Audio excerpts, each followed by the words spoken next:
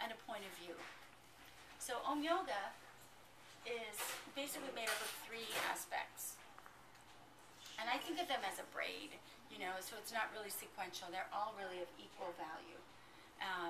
One is vinyasa. And the vinyasa is fun. Is there anybody here who's never done vinyasa yoga? Right. So we know what that means. We think of it as flowing with the breath.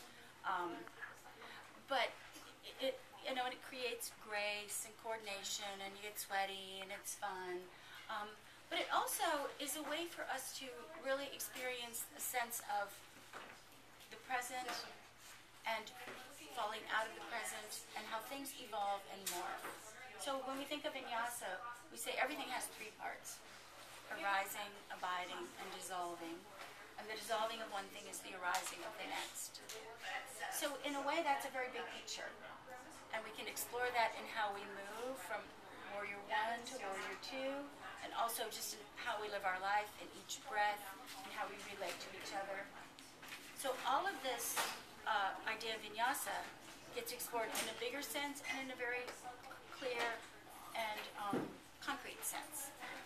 The next aspect is alignment, which I used to think was a boring thing. Like, alignment is nice, we need to know alignment. Because I was really into let's flow, be juicy and sweaty. But I started getting interested in alignment because we know it's really useful, right? If you align your skin and your muscles and your bones, you get more benefit from yoga, prevent injuries, or create the conditions for less injuries to happen.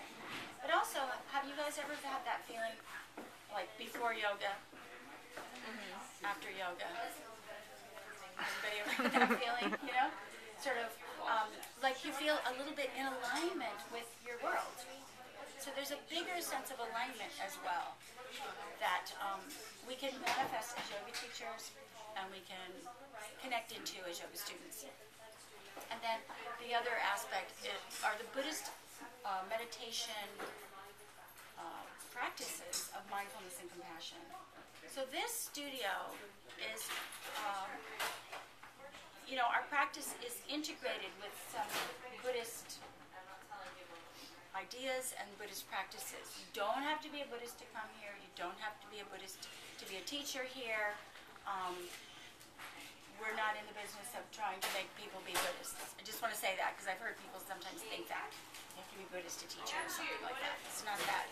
But the idea of caring about other people, making friends with yourself, working with obstacles, transforming obstacles, cultivating loving kindness. These are all Buddhist principles that we practice as teachers and try to manifest as teachers. So we also think of teaching as a practice. When you're doing yoga, you're practicing.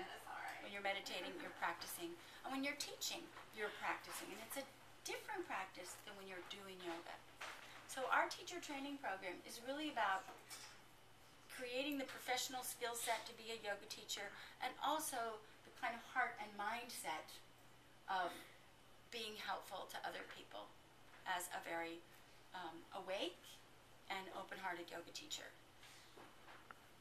Does that sound interesting?